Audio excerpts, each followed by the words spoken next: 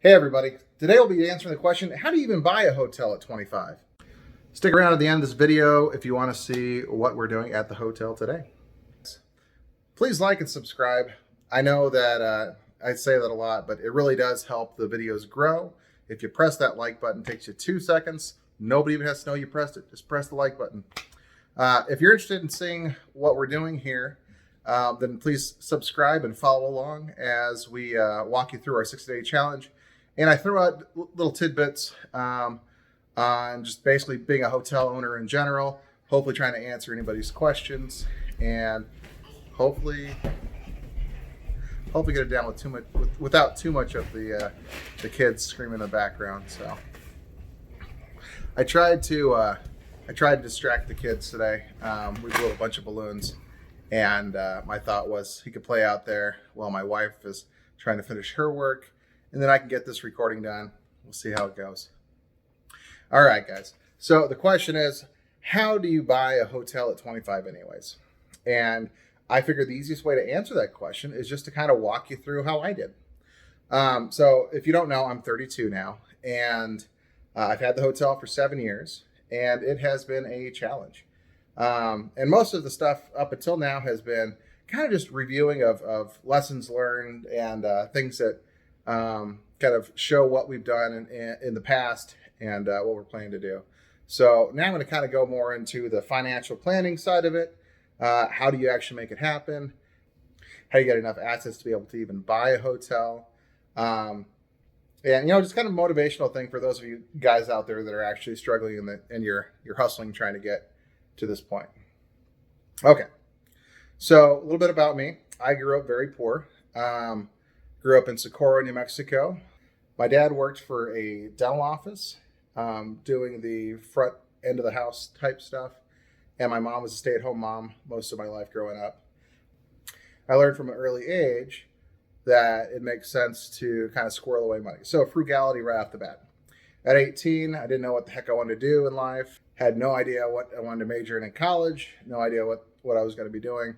So I figured might as well join the Navy. So I joined the Navy in the submarine force. And one of the things you get used to right off the bat is going underway with just a sea bag worth of stuff. So that's kind of interesting. Kind of makes you really prioritize what you have, what you need, and what you can get away with not having in life.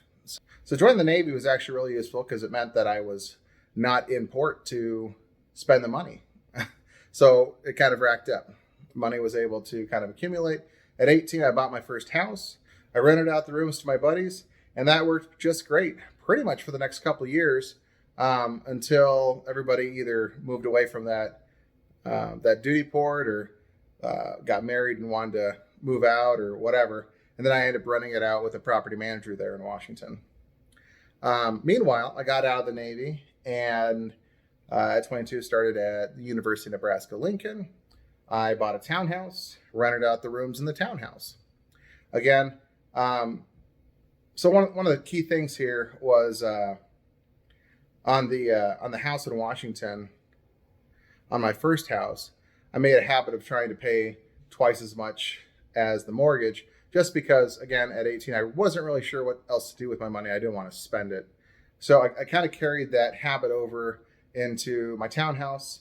We actually paid 3 times the mortgage. I basically just took everybody's rent and extra cash that I had set aside for X, Y, and Z, just kind of stockpiled everything away and just kept paying on the house. So I built up a lot of equity in that townhouse. Again, I was renting rooms to friends, and it made a lot of sense. Again, I lived very frugal. I wasn't the type to go out and party. I wasn't the type to have a lot of things. So squirreled any extra money and paid it down towards the equity of the house. And then I found a fourplex for sale, owner financing. It was definitely a rundown property. I went through, it hadn't been rented out in about 4 years.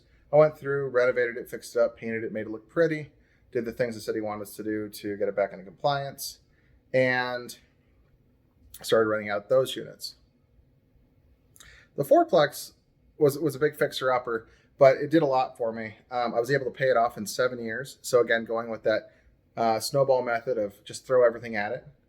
The nice thing about a fourplex is, even though there was more units, there wasn't exactly more bills. There was one mortgage payment, one insurance payment, one water bill, one electric bill.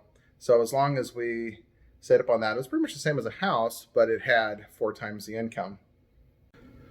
All right, so at 24, I bought a fixer-upper property in Seward and got married. So here's the thing, guys. Not a good idea. If you have projects you're trying to do with your newlywed wife, it will put strain on that first year of marriage. I wouldn't recommend it on anyone. But yeah, so we replaced carpet, repainted everything, drywall work type stuff, just patching, painting, whatnot, replacing appliances, and doing a lot of cosmetic stuff. An older property. It was one that we just thought was really pretty. We hired out somebody to replace the front porch, or repair the front porch. And at one point we put on a new roof, new AC, that kind of stuff. It was a good learning property. Again, anybody that's thinking about getting married and buying a property the same year, probably not the best idea. Adding to my stressful nature, I also, so the next year we graduated. In the spring of 2013, I graduated from UNO, and in the fall of 2013, I bought a hotel. So up till now, hadn't really run into anything chaos. In fact, I don't even think I had an eviction yet at this point in my life. 25 years old, pretty much everybody I rented to was either friend, family, or extremely well vetted. At 25, I bought a hotel that was not 100% cosmetic.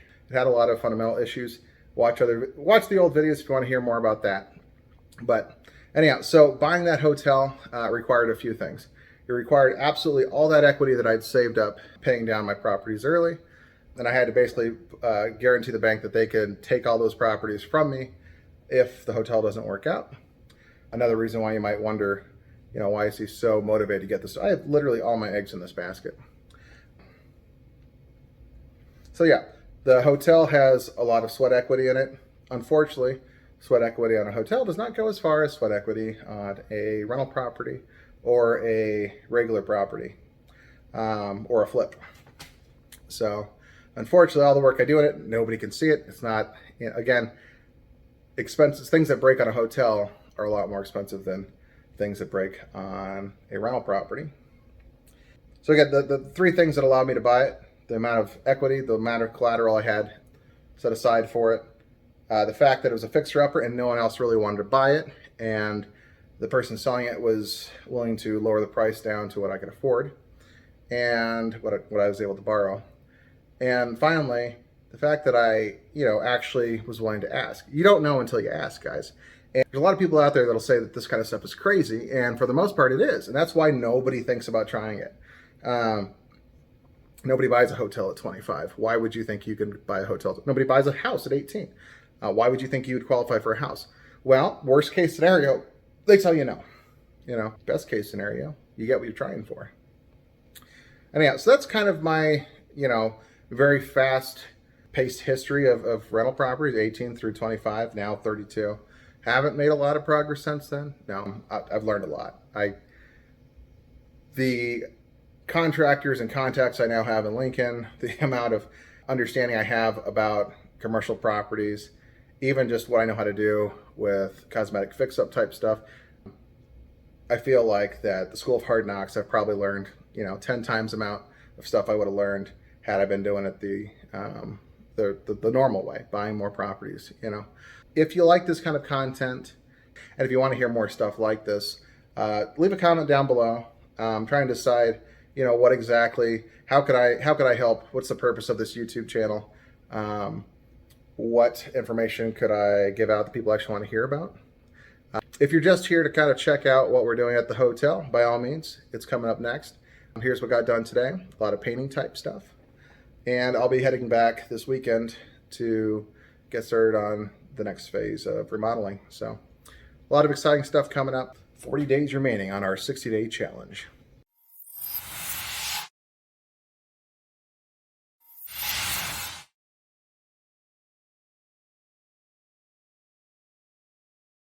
If anyone's curious on why it sounds like I'm talking really fast, it's because I'm trying to get a couple words in between my kids having fun in the next room. The last couple videos, we've both been kind of competing for nap time when we can do stuff. So kids are in the next room playing, having a great time, and every now and again there's a and that requires me to stop and start again. So cause a little bit of that anxiety. Fun times.